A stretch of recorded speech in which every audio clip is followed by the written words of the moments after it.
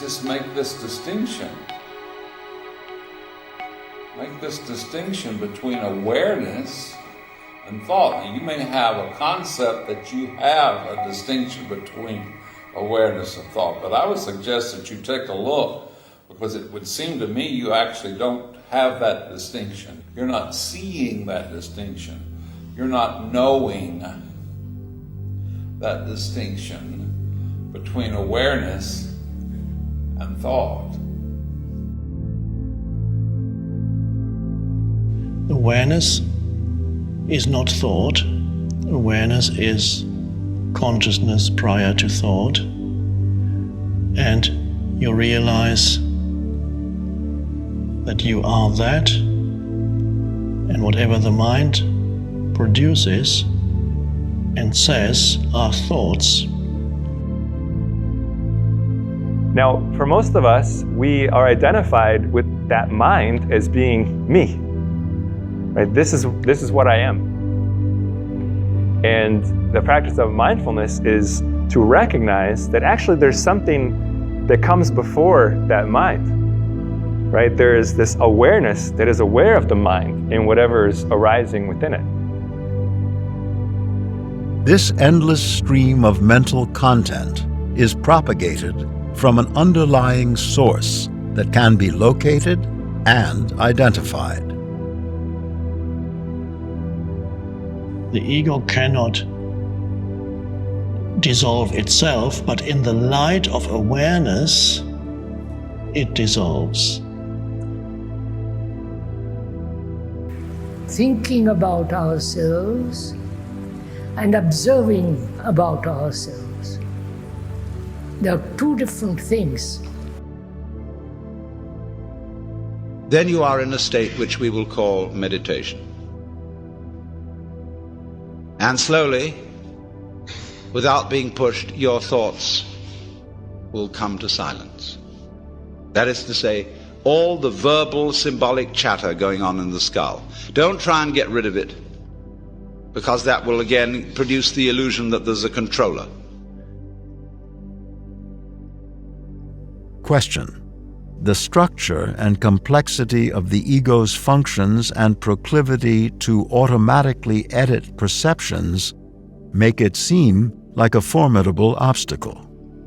Answer: if we know its structure and mode of function, then we know its susceptibility. This becomes experientially apparent during meditation. From the impersonal viewpoint of the witness observer, we watch how it operates.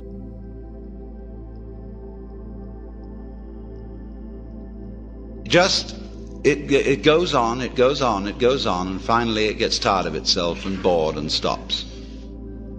And so then there's a silence. And this is a deeper level of meditation.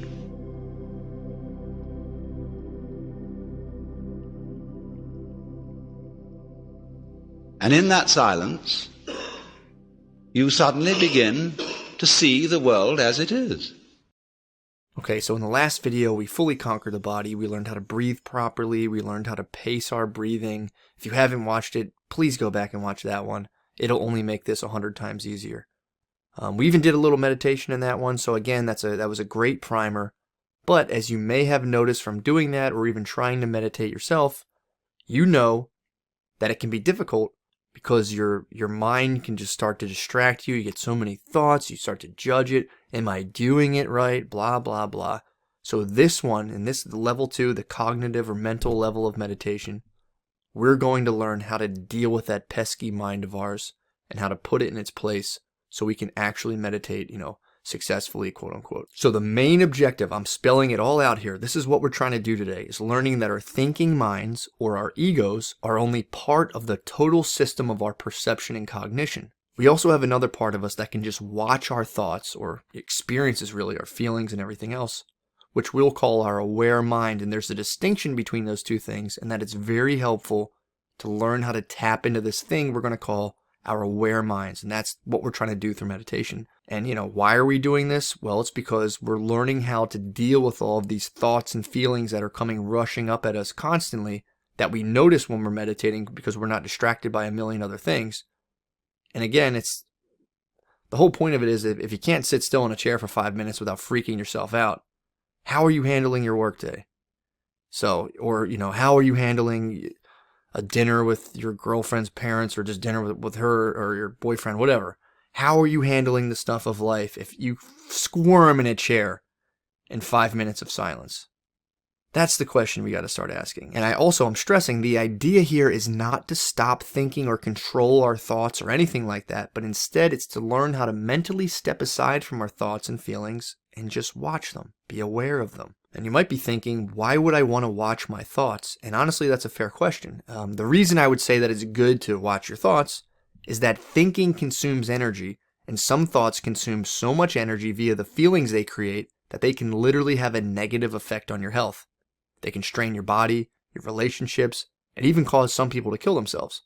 Thoughts and the feelings they generate are incredibly powerful, and for that reason they should be watched closely. And also, there's just a matter of efficiency. Like, we've all had situations that loomed ahead of us that we stress ourselves about, we start thinking about and freaking out about to the point where we're almost physically nauseous, we're anxious, and then you do it and it turns out to be not that bad.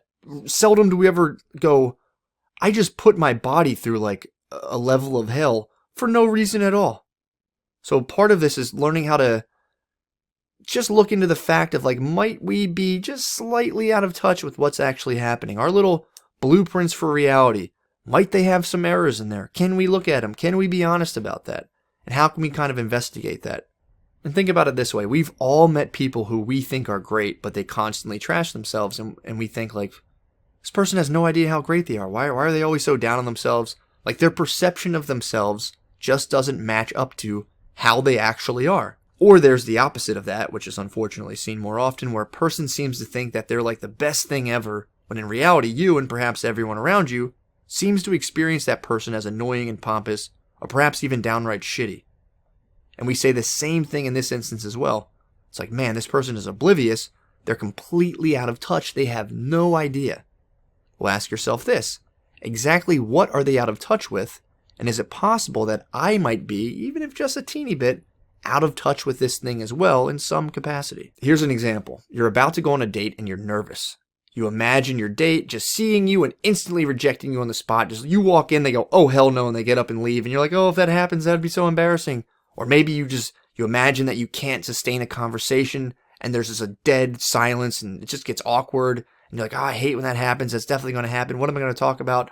Or maybe you worry about getting bad gas like last time, or you have a pimple on your neck and you're just imagining it like you strain to sneeze and it pops and fucking bleeds and it's disgusting. And all these horrible scenarios run through your head and you get all these panicky feelings. And eventually you just start to kind of, quote, know that this date is going to be horrible. You say, oh, I got a feeling this is going to be bad. Just like the last one. And you start to feel sorry for yourself. And then you just start to think about dying alone. You just spin yourself out. And what have I done? Blah, blah, blah. That is a hell purely contrived of the thinking mind. From the perspective of the aware mind, you are just a person sitting on a couch watching TV before a date who is experiencing an onslaught of anxious negative thoughts. There's a humongous difference there. If you're stuck in the thinking mind, you're like in a nightmare you can't wake up from. When you're in the aware mind, you're waking up from your daydream and just saying, that's not real. I'm a person in a room freaking myself out. And you just let your body kind of go back to its baseline rather than constantly ramping it up by trying to solve this problem that you've created in your mind in the first place. So and it seems subtle, but from this more like spacious and aware perspective, we can simply opt to let go of this mental simulation of the date and just experience it as it really is from a more open and curious perspective versus like a closed off, nervous and gloomy one as you try to like, you have your idea for how it's going to go and you're just looking for all the negative things that align with your preconceived notion of how this is going to play out, even though you genuinely have no idea. All right, so let's try to do a tiny little warm up to get us in this mind space we're going for. Again, we're trying to shift from our thinking minds into what we're going to call our aware minds. And it's very simple to do this. It just takes discipline to hold this position mentally. So let's jump in, and again, just see how much you can let go of the thinking mind. Let's go.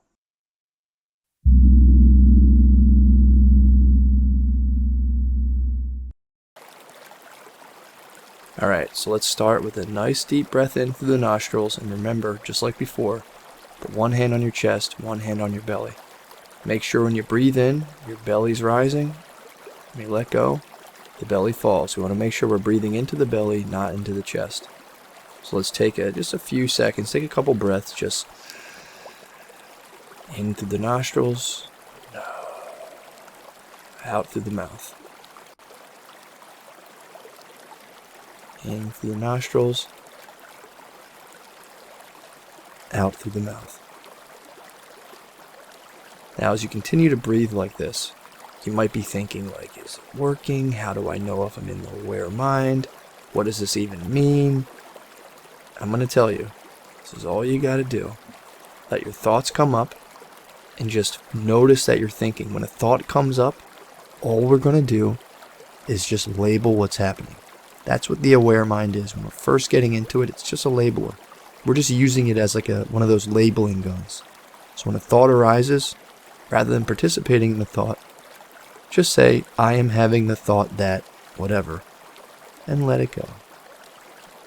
And if a feeling arises, same thing. I am having the feeling that whatever you're feeling. Just notice it. That's all we have to do in the aware mind. Again, it's simple. Just notice what's happening. Be aware. That's all there is to do.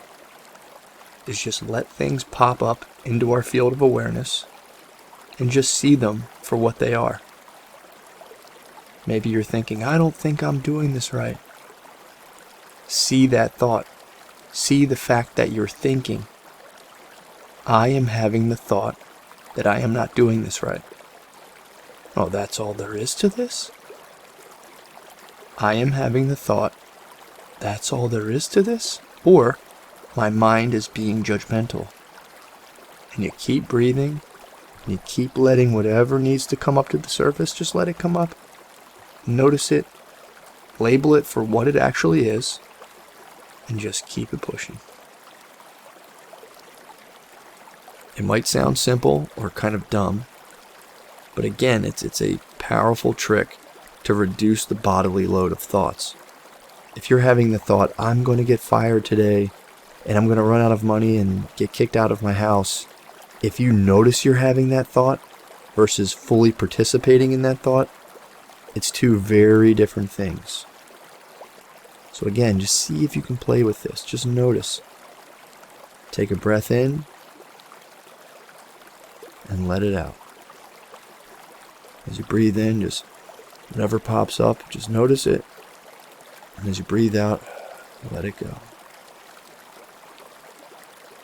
And maybe you'll get a period of silence or inner stillness where nothing pops up, even if it's just for like 3 seconds. Once we start to experience that, we see that we can actually cultivate a sense of peace within ourselves. The trick is how we choose to interact with the contents of our mind. And by noticing that they're happening, noticing the fact that we are thinking versus the fact that we think we're predicting reality, create two very different sets of feelings within our body. When we know a thought is just a thought, we're relaxed. When we think a thought is reality, we're on edge. Just like when you wake up from a dream, realizing it was just a dream, and say, oh, thank God. Oh, thank God, it's just a dream. We can kind of consciously tap into that by extricating ourselves from the mess of our thinking minds at any time. So take a few more breaths in through the nose,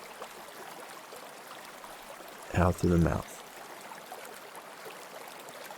Just keep breathing and keep noticing how you're feeling. That's all you have to do. It sounds so simple that it almost seems like I'm not doing anything. That's just your mind. Notice it. Let go of it. See what happens.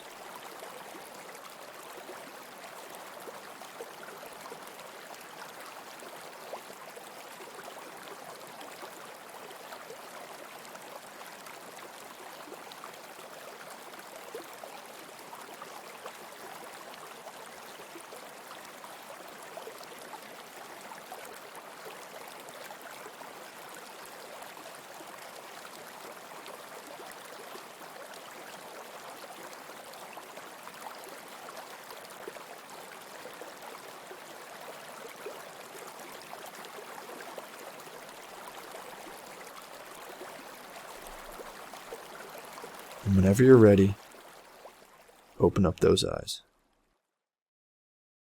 Learning how to tap into this aware mind to see the fact that we are only thinking versus accurately predicting the future, as we tend to think we're doing, helps alleviate the bodily load generated by our thoughts in terms of bad or uncomfortable feelings.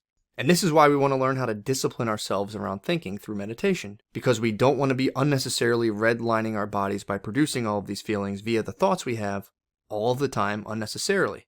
And that's not to say that thinking in and of itself is inherently bad, because that's not true at all. We need our thoughts. Thoughts are like cells in our body. They all have their specific function and uses. But our thoughts need a boss. And that boss is the aware mind that we're cultivating through meditation, the very center of our willpower. Thoughts control action, but willpower controls thoughts. And the way we build willpower is through meditation, specifically when we space out and get lost in our thoughts, realize that we're lost in them, and then through willpower, bring our awareness back to our breath, or just to being itself. Back to the person, you, who is simply sitting in a chair breathing, versus the person who is experiencing boredom, impatience, frustration, or worried about all the stuff they have to do, or how this is a waste of time, etc., etc. So I say all of that to say this. There is awareness, and then there's thinkingness. Awareness slows the mind. Thinkingness multiplies thoughts and speeds it up.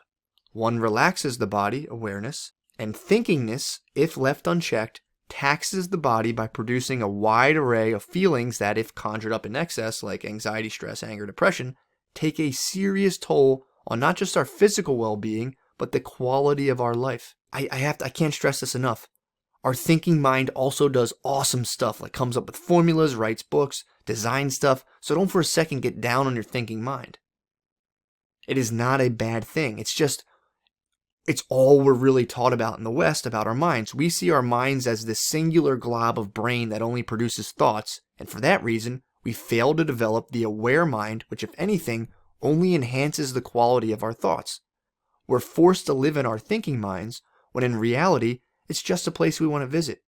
It's like Home Depot. We just go there to get stuff and we get the fuck out. We're much better off living in or being grounded in our present moment awareness, which again is what we are doing when we meditate. We're building a house brick by brick in this more peaceful, open state that exists within us, but we just got to take the time to visit it and see for ourselves. None of these words matter unless you take the time to sit down and practice feeling what I'm talking about, this aware, expansive state where you're just there.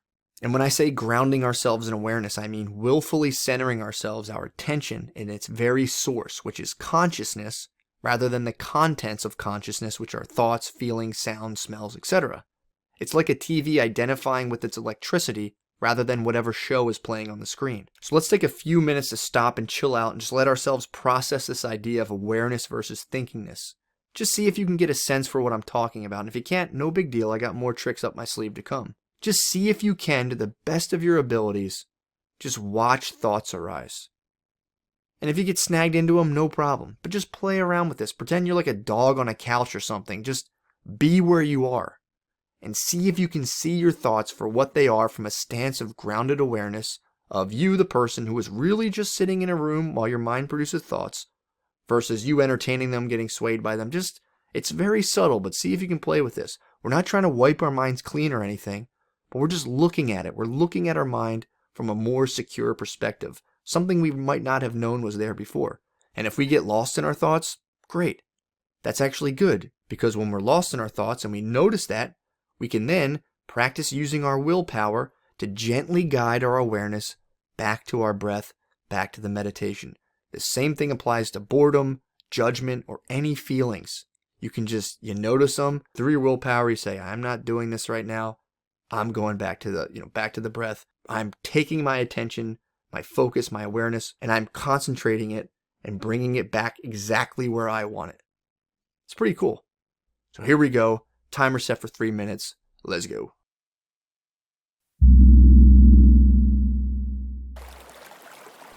For the next 3 minutes, this is going to be a quick one. We're going to continue to breathe. Just like we've been doing, in through the nose and out through the mouth. In through the nose and let it go through the mouth. As you continue to breathe, again, try to just notice what's coming up. Let the thoughts come up. Let them go. If you get lost in them, of course, just notice that and bring your attention back to breathing. Maybe you're thinking, like, is this working? How do I tell if it's working? Am I doing it right? Though what if the problem wasn't so much a lack of benefits on the side of meditation? What if the problem stems from the urge we have to alter the way we feel, to change? I wonder what we'd feel like if we let go of that just in the space of meditation.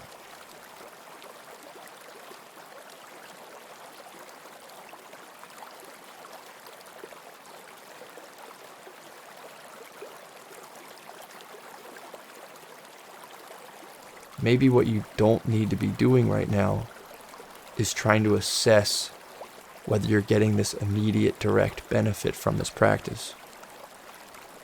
Maybe that act in and of itself is causing stress unnecessarily. Again, meditation is just giving ourselves a break from the feelings and the urges and all of the sensations drummed up by the thinking mind and the world. So for the rest of this meditation, if you catch yourself assessing or wondering, like, is this working for me? I don't think I'm doing it right. Notice that's what you're doing, and instead, see if you can just accept how you're feeling or accept your thoughts or wherever you're at currently as it is. Rather than trying to optimize in this space, we're going to try to just accept. Make peace with what currently is. Accept it. Feel that it's okay. I'm not getting the benefits I want or I expect it right now. And notice that you're kind of ramping yourself up. Notice that you're talking yourself out of it. And just be at peace with it. That's where you're currently at. That's totally fine. That's where everybody starts. So just continue to breathe and see if within this space you can accept things just as they are.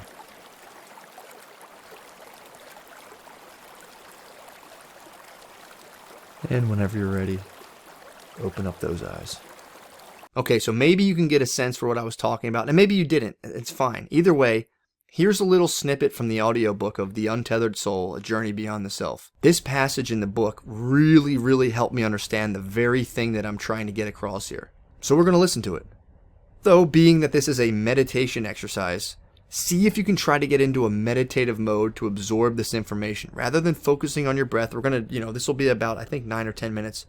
Rather than focusing on your breath, see if you can direct that awareness you are just using to focus on your breath and put that awareness on the information that is coming at you.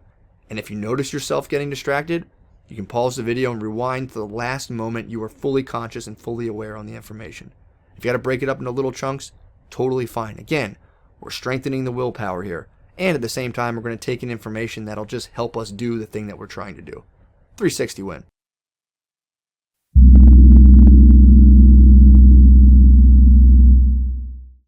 Ramana Maharshi, 1879 to 1950, a great teacher in the yogic tradition, used to say that to attain inner freedom, one must continuously and sincerely ask the question, who am I? He taught that this was more important than reading books, learning mantras, or going to holy places. Just ask, who am I? Who sees when I see? Who hears when I hear? Who knows that I am aware? Who am I? Let's explore this question by playing a game. Make believe that you and I are having a conversation. Typically, in Western cultures, when someone comes up to you and asks, "Excuse me, who are you?" you don't admonish them for asking such a deep question. You tell them your name. For example, Sally Smith. But I'm going to challenge this response by taking out a piece of paper and writing the letters SALLY, and then showing it to you. Is that who you are? A collection of letters? Is that who sees when you see? Obviously not. Okay, you're right. I'm sorry, I'm not Sally Smith. That's just a name people call me. It's a label. Really, I'm Frank Smith's wife. No way, that's not even politically correct nowadays. How could you be Frank Smith's wife? Are you saying you didn't exist before you met Frank, and you would cease to exist if he died or you got remarried? Frank Smith's wife can't be who you are. Again, that's just another label, the result of another situation or event you participated in. But then, who are you? This time you respond, okay, now you have my attention. My label is Sally Smith. I was born in 1965 in New York. I lived in Queens with my parents, Harry and Mary Jones, until I was 5 years old. Then we moved to New Jersey and I went to Newark Elementary School. I got all A's in school, and in the 5th grade I played Dorothy in The Wizard of Oz. I started dating in the 9th grade, and my first boyfriend was Joe. Then I went to Rutgers College where I met and married Frank Smith. That is who I am. Wait a minute. That's a fascinating story, but I didn't ask you what has happened to you since you were born. I asked you, who are you? You've just described all these experiences, but who had these experiences?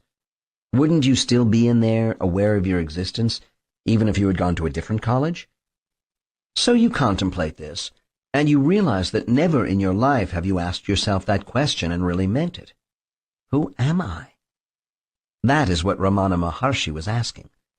So you ponder this more seriously and you say, okay, I am the body that is occupying this space. I am 5'6" and I weigh 135 pounds, and here I am. When you were Dorothy in the 5th grade play, you weren't 5'6", you were 4'6". So which are you? Are you the 4'6" person or are you the 5'6" person? Weren't you in there when you were Dorothy? You told me you were. Aren't you the one who had the experience of being Dorothy in the 5th grade play and is now having the experience of trying to answer my questions? Isn't this the same you? Perhaps we need to step back for a moment to ask some exploratory questions before returning to the core question. When you were 10 years old, didn't you look in the mirror and see a 10-year-old body? Wasn't that the same you that now sees an adult body? What you looked at has changed.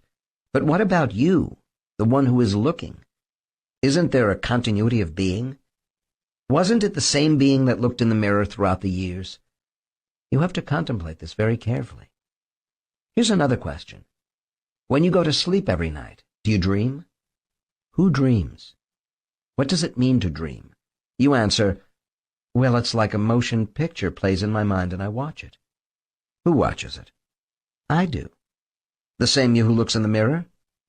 Does the same you who is listening to these words also look in the mirror and watch the dreams? When you awake, you know you saw the dream. There is a continuity of conscious awareness of being. Ramana Maharshi was just asking some very simple questions. Who sees when you see?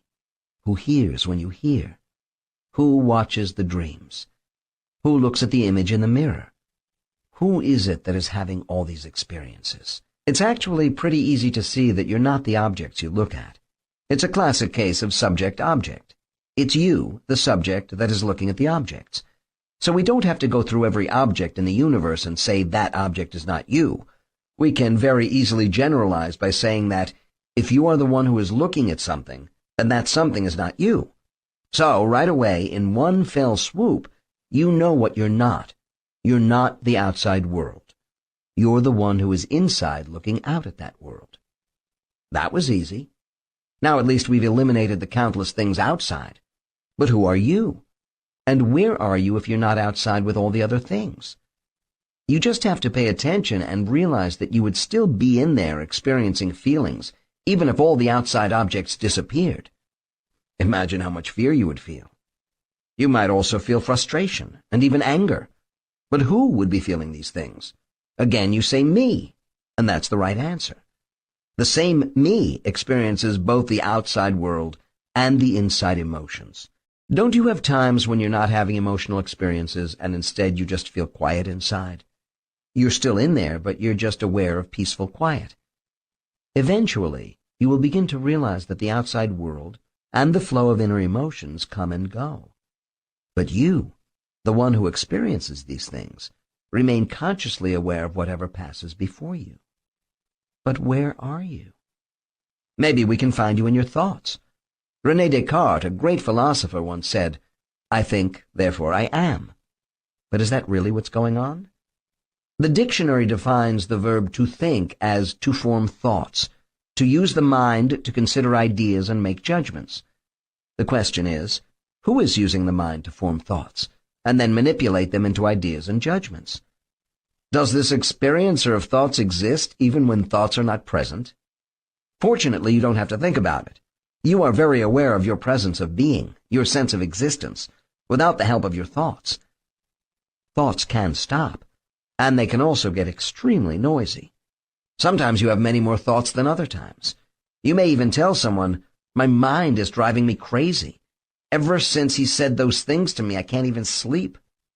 My mind just won't shut up." Whose mind? Who is noticing these thoughts? Isn't it you? Don't you hear your thoughts inside? Aren't you aware of their existence? In fact, can't you get rid of them? If you start to have a thought you don't like, can't you try to make it go away? People struggle with thoughts all the time. Who is it that is aware of the thoughts, and who is it that struggles with them? Again, you have a subject-object relationship with your thoughts. You are the subject, and thoughts are just another object you can be aware of. You are not your thoughts. You are simply aware of your thoughts. Finally, you say, "Fine. I'm not anything in the outside world, and I'm not the emotions. These outer and inner objects come and go, and I experience them. Plus, I'm not the thoughts. They can be quiet or noisy, happy or sad. Thoughts are just something else I'm aware of. But who am I?" It starts to become a serious question. Who am I? Who is having all these physical, emotional, and mental experiences? So you contemplate this question a little deeper. This is done by letting go of the experiences and noticing who is left. You will begin to notice who is experiencing the experience. Eventually, you will get to a point within yourself where you realize that you, the experiencer, have a certain quality. And that quality is awareness, consciousness, an intuitive sense of existence. You know that you're in there. You don't have to think about it. You just know. You can think about it if you want to, but you will know that you're thinking about it. You exist regardless, thoughts or no thoughts. Let's try another experiment. Let's say you are in a room looking at a group of people and a piano. Now make believe the piano ceases to exist in your world. Would you have a major problem with that?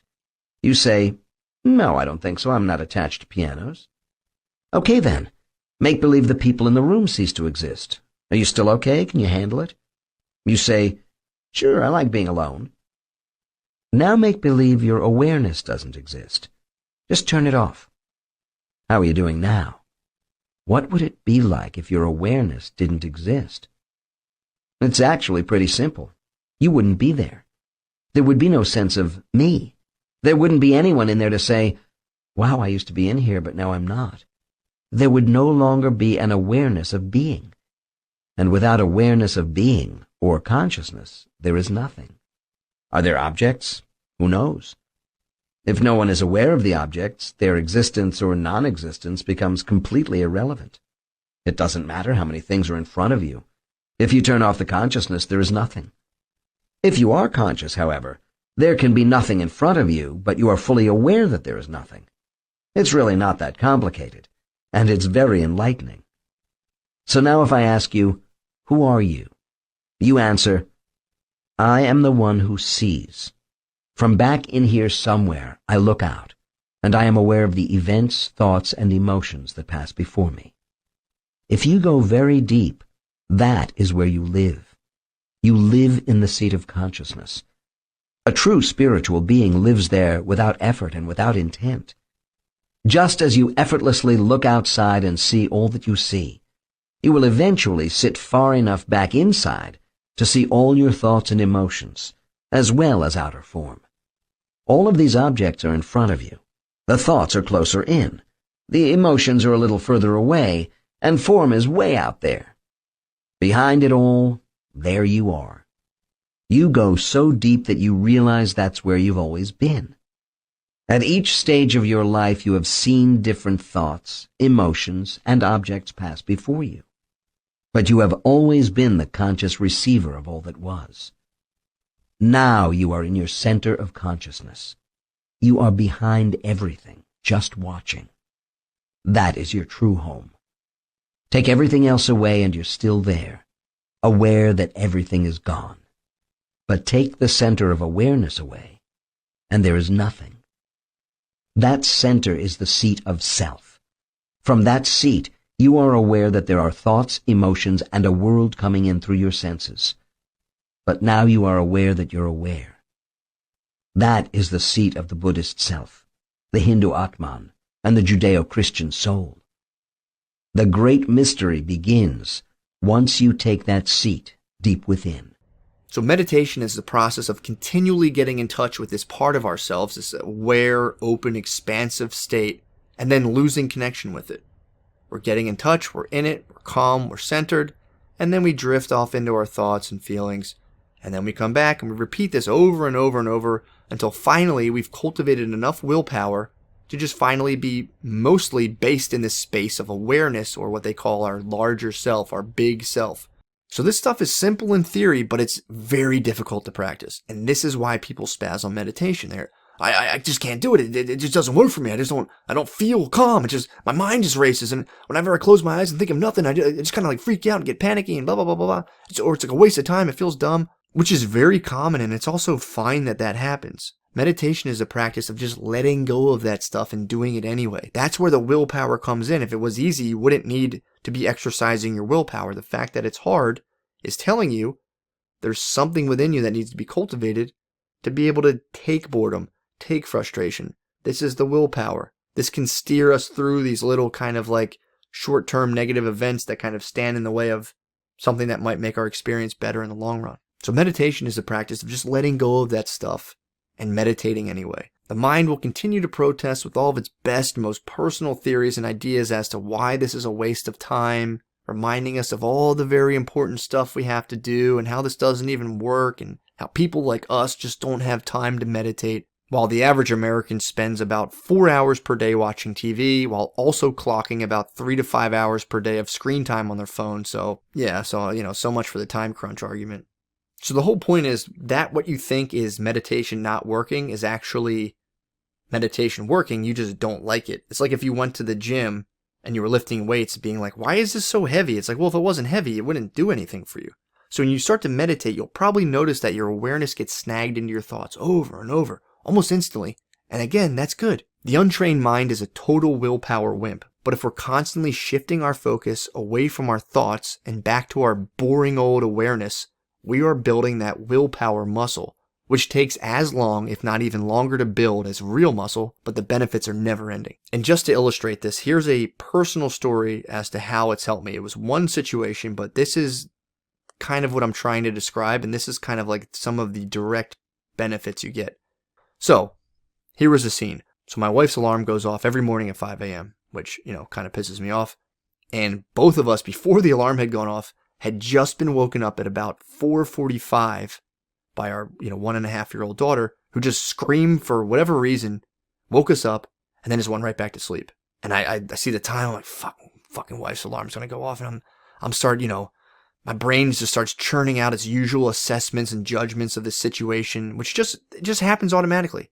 I start like, goddamn fucking wife's so loud. I hate how she snoozes her alarm 5 times. She's got the light on in the bathroom. She didn't shut the door all the way. Oh, goddamn it. I'm wide awake and it's fucking 5 o'clock and I'm fucking so awake. Today's gonna suck. And on and on and on I went with all these negative appraisals of the situation that just sprouted out of me, just like grass growing out of a hill. They all just started coming out of me. I wasn't even trying to have them. And the reason I was pissed off was because I was so wide awake at 5 in the morning. And, I decided, I was like, let me just check in with myself. And this is where meditation comes in. So I automatically, all these negative thoughts come up. But since I'd been practicing meditating, what also happened automatically was that I checked in with myself. I'm feeling negative. I'm getting all these negative thoughts. I'm blaming. I'm just pissed. And it, again, through the practice, somehow my brain was like, what's actually occurring? So I checked in with myself and how I was actually feeling. Aside from all my judgments, how am I feeling right now? And I was surprised to learn that I was feeling wide awake. And actually, I was pretty refreshed. Which was why I was pissed. I had interpreted my level of being awake as a negative thing since I have this idea of what time I'm supposed to get up, when in reality, I was awake and feeling good. What caused my negative state wasn't how I actually felt, but how I interpreted how I actually felt. So I just laid there and I meditated on this, on how awake and refreshed I felt, and how if I was tired, it wouldn't have mattered anyway, because I'm up. The reality of the situation was that I was awake, and it was up to me to decide how to conduct myself. And then out of nowhere, weirdly, my wife just came and just jumped on me, which was a risky move on her part, since, I can be a serious grump under these circumstances. And my reaction after I did this assessment, I kind of checked my thoughts, saw where I actually was versus my appraisal of it.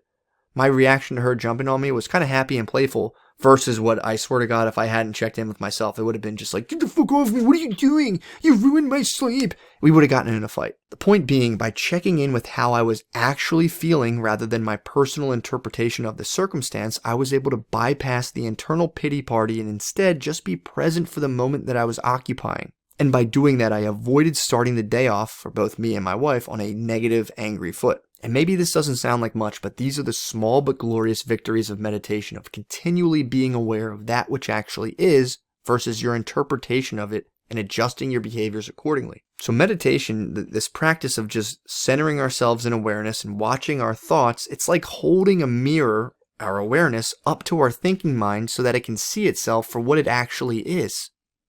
It eventually goes, oh, I'm just a thinking mind. I'm just an ego. Thank God. What a relief. For a second there, I thought I was the sole arbiter of Matt McCusker's or whoever's total experience of reality. Turns out I'm just like a scheduler / think tank that works for the big self or awareness. Though getting our thinking minds on board with this takes a minute, and for good reason. Naturally, anyone confronted with their reflection is going to have some thoughts about what they're seeing and will often try to evade the reflection, since it can be kind of uncomfortable to stare at oneself for too long due to the personal nature of the thoughts that arise from perceiving yourself in such a direct way. I know that sentence is confusing, but basically none of us like to look at our reflection, and it's the same thing applies to your thinking mind. Anyone who's ever done mushrooms knows exactly what I'm talking about when I say catching yourself in the mirror while in that state is like the worst. It's entirely uncomfortable and strange. But mushrooms aside, go right now and look at yourself in the mirror for 10 minutes. Don't break eye contact. The overwhelming majority of us are going to be like, no, I'm good on that. Why? It's just uncomfortable. It's just so personal. There's so many things to think about. And it's one thing looking at your face and being like, my fucking face is... Do that with the very essence of who you're telling yourself you are and your sense of reality. It's like, yeah, that's a big no thanks from me. And also, some of the discomfort of meditation also has to do with the silence as well. As annoying and distracting as our mental chatter can be, it's kind of weird when it goes away. Kind of like when a party gets quiet all of a sudden. Everyone gets all uncomfortable and someone usually says, man, it got quiet in here. And everyone just kind of laughs and resumes their chatter, hoping to avoid that strange, eerie silence. Meditation is sitting with that quiet while watching the mind resume its internal conversation. We're watching the gears of a clock, so to speak, rather than reading what time it is. Which is another great analogy, which is what happens when you meditate. You start thinking strictly in riddles and cool-ass analogies. But for real though, think of it like that. Your customized version of reality, the way you are convinced things are, is projected out from your thinking mind and kind of projected onto that which actually is. It's like a movie playing on the film of another movie. And again, this isn't to say that everything you think is bullshit, but there are inconsistencies, and recognizing that your mode of thinking or your map of reality is probably imperfect in a lot of spots grants you the space to kind of work and develop, rather than to just kind of withdraw and tighten everything and try to control everything around you so that that thing is perceived as right. Think of the way you personally see things like the time on a clock. Someone comes up and asks us what time it is, and we confidently check our watch and say, well, it's 1 p.m., and I'm certain of that because I checked my watch and it told me so. But maybe the person's like, 1 p.m., what are you, nuts? My watch says it's 2:30 a.m. at that. And you say, what the fuck? Fuck you, man. No way that's the time. Meditation would be those two people opening their watches up and observing the gears, realizing that maybe a few had stopped spinning, or maybe one was spinning too fast. And then maybe a third person walks up and you say, hey man, what time is it? I'm thinking it's 1 p.m. This guy says it's 2:30. We need you to settle this once and for all. Which one of us is right? And the third guy just smiles and says, dude, time is merely a construct created by humans to make themselves feel in control of the heavenly bodies that move about and create the phenomenon we experience of night and day. Don't you see, man? What you're witnessing is just eternity.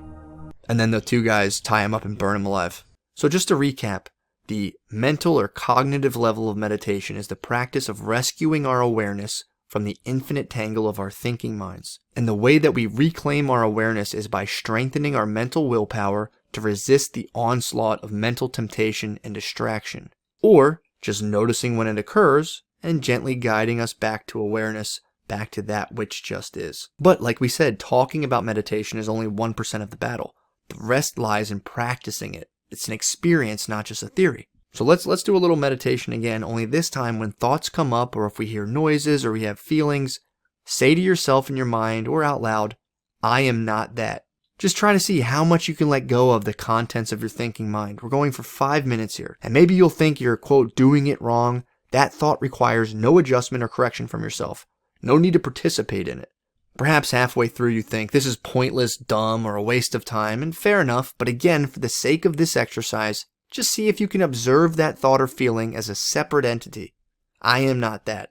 It is something arising within my field of experience that can be noticed and observed rather than being participated in, like we said. Or maybe you become bored. For the sake of this exercise, try to get a sense of what boredom feels like rather than trying to, quote, fix it or entertain yourself in some way as to not be bored.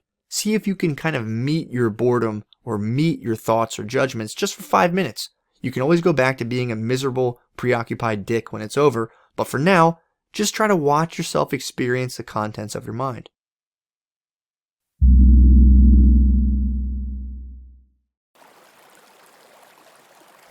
Alright, so we're back at the river, we're meditating again. But before we start, keep your eyes open, and wherever you are, pick an object in front of you. It could be the wall, it could be a pen on your desk, it could be a book, it could be a coffee cup, it doesn't matter what it is. Pick an object and just stare at it, look at it, and see if you can get a feel for the distinction between yourself and the very object you're looking at. Just like we said we're going to do. Look at this physical object and try to feel, try to know that you are not that physical object. Now with your eyes closed, keep breathing in through the nose, out through the mouth, just like we've been doing. And when thoughts arise, the feelings arise, if you hear sounds above you or outside or below you, do the same thing with them that you did with the physical object you saw when your eyes were open.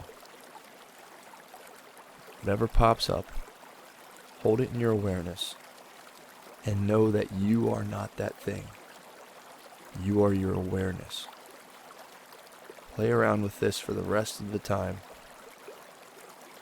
See what you can do.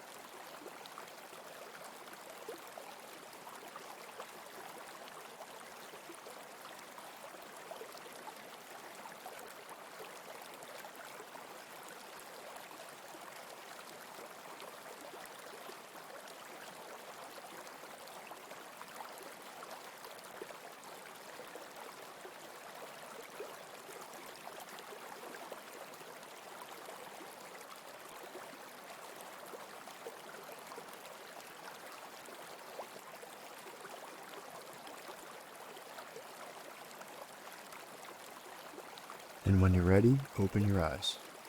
Okay, and we're back. So nice work. Just meditated again, and maybe you were distracted the whole time, or itching your butt, or constantly adjusting your posture, or maybe even you checked your phone or something. It doesn't matter. You didn't do it, quote, wrong, or are bad at meditating. Meditating is something you either do or don't do. And at its essence, in its simplest form, as far as I can tell, all meditation is consciously placing your awareness on a single point and using your willpower to keep it on that point as long as possible while you just watch and pay attention to what's going on in your mind.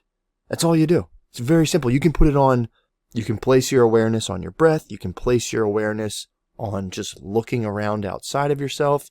You can place the awareness on anything you want. It doesn't matter. You just have to consciously keep your awareness on that singular point. But that's all this is. Don't overcomplicate it. Don't overcomplicate it. That's all this is. Take your awareness. Pick a thing to focus it on.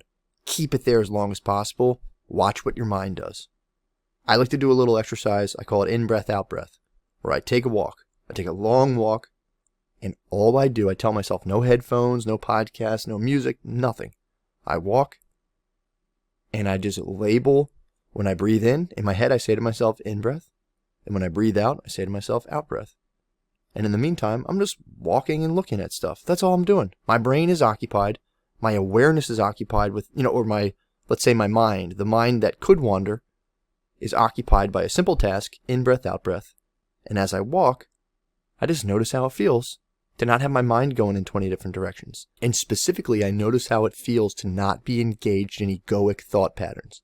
Meaning, like, you let your mind wander. Naturally, it starts to just this is what happens to me. It starts to cultivate little scenarios about stuff I'm going to get in the future, good and bad. And then this will happen, and then I'll do this and that, and everyone will be pumped on me, or do the opposite. And then this will happen, and then I'll do this, and then everyone will be fucking pissed at me and hate me, I fucking suck. Oh my God. And you oscillate between those two different things, and you get the whole spectrum of feelings, good and bad, between that. And, that's, I'm not saying to get away from that forever, but meditation is learning how to take your awareness, place it on a singular point. However you want to do that, there's a ton of different ways, but to start, it's again, your breath. You can put it on something you repeat in your head, like a mantra, which we'll talk about in the spiritual level. But again, that's all it is. So don't overcomplicate this, man. That's all you're doing. And you're just noticing how it feels. This is what you're starting to they say waking up to meditation or mindfulness. You can finally begin to contrast being in a meditative aware state versus when, you're doing I do the in-breath, out-breath. When I'm doing that, and all of a sudden my mind slips back into that, and then I'm going to do this, and then everyone's going to be fucking pumped on me, and then I go, ooh, I slip back into thought. And I real quick notice how I feel, and I'm like, you notice it, it's subtle, but your body's kind of tensed up, you're kind of on edge, and it's holy shit, I spend most of my time like this, I just wasn't aware of it. And that's why meditation's helpful, and this is what we're trying to do. It's going to feel like you suck at it, I'm not doing this right, blah, blah, blah, blah. That's just all bullshit. All you have to do is continue to try. Continue to keep your awareness on whatever you decide to put it on. Notice it slip away, and put it right back. It's so simple. It's so motherfucking simple. But it's hard to do. Okay, so before we end, I'm sorry, this was a bit of a longer video, but before we end, here's one more brief exercise. You can take out a piece of paper if you want, so you can write stuff down, or just keep it in your mind, whatever you want to do. But think or write down 2 things to say about yourself. One of them's a very nice complimentary thing. And then write something that's negative or something you don't like to think about, or you wouldn't like people saying. So try to use things you actually believe for the sake of this exercise. And again, you can take out a piece of paper to write them down if you want to. Start with the positive, something like I am friendly or I am jacked or whatever you come up with. Just be as honest as possible. And then after you write it down or think of it, take a moment to really imagine people saying this about you, and then observe how you feel when you imagine this thought playing out in this way. Or maybe you're just thinking it about yourself, however it kind of affects you the most. And just sit there in that feeling. That's, I'm a good person. I am a nice person. I'm so good at rollerblading. Whatever it is, just feel that positive description about yourself and how that feels. Okay, and now, Take the negative one. Write that out, or think about something bad. Perhaps it's like I'm dumb or shitty, or I'm a junkie, or I have a small weird dick, or I'm a dirty disgusting slut or something. It's the same thing. Write it down or hold it in your mind and see what it feels like to really think this about yourself or imagine others saying it about you. Sit in this negative space for a moment and just observe the experience of being the object of negative judgment, just for a moment.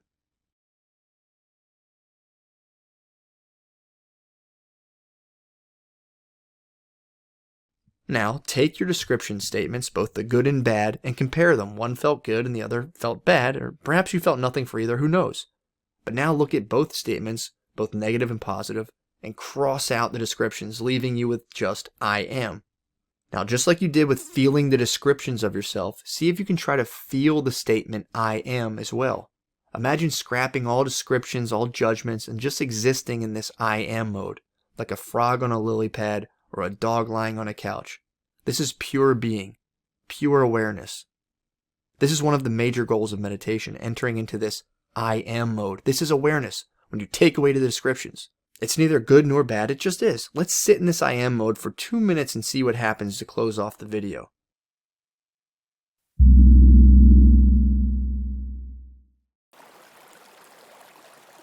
If any thoughts or feelings arise, just imagine just crossing them out and entering right back into your I am mode. This is the seat of your consciousness. This is your awareness.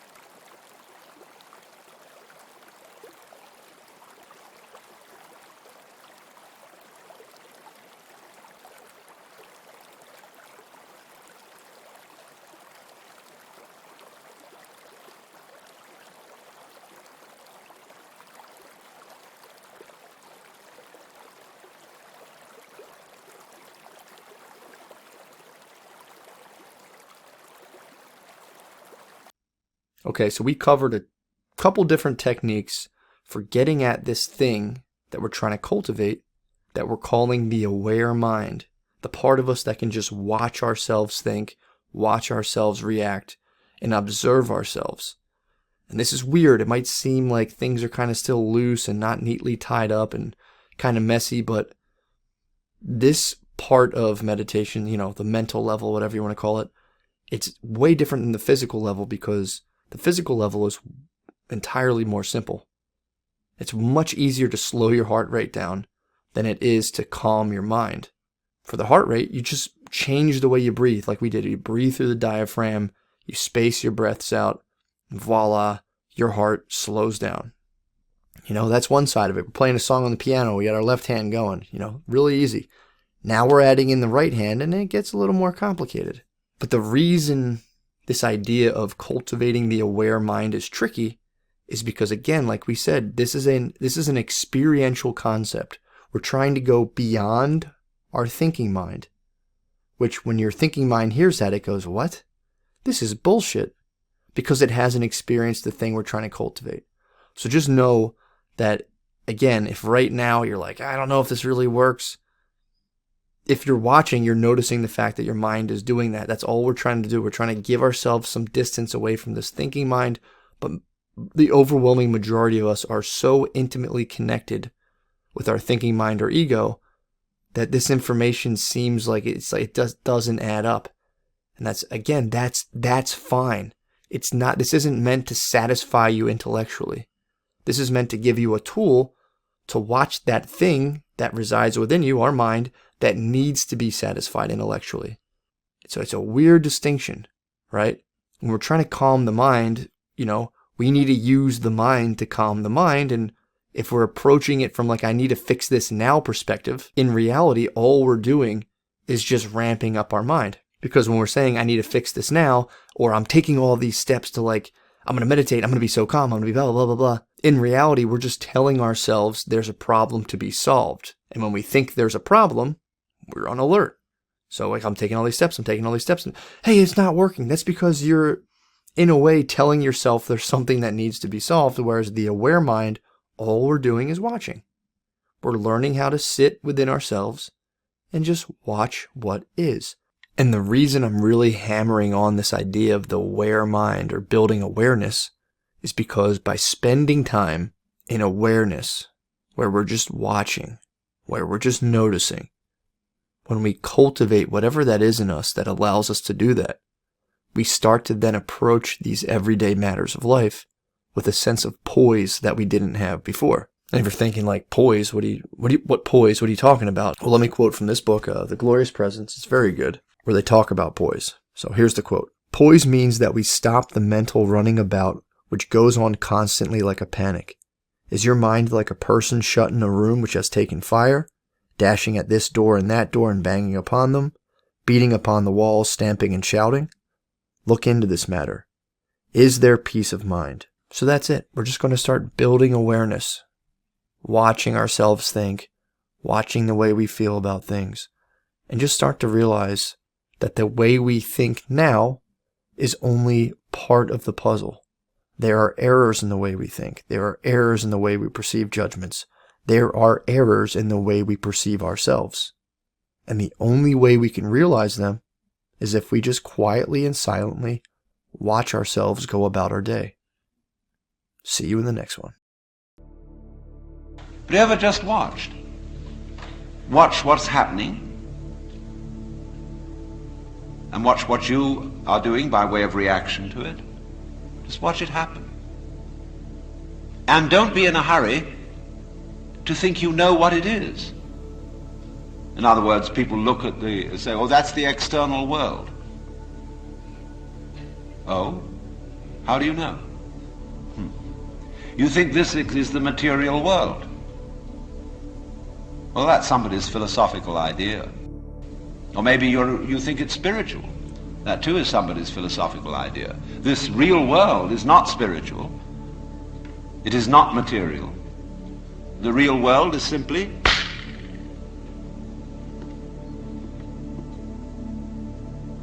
so could we look at things in that way? Without, as it were, fixing labels and names and gradations and judgments on everything, but watch what happens. Watch what we do. Now you see, if you do that, you do at least give yourself a chance. And it may be that when you are in this way freed from busybodiness and being out to improve everything, that your own nature will begin to take care of itself. Because you're not getting in the way of yourself all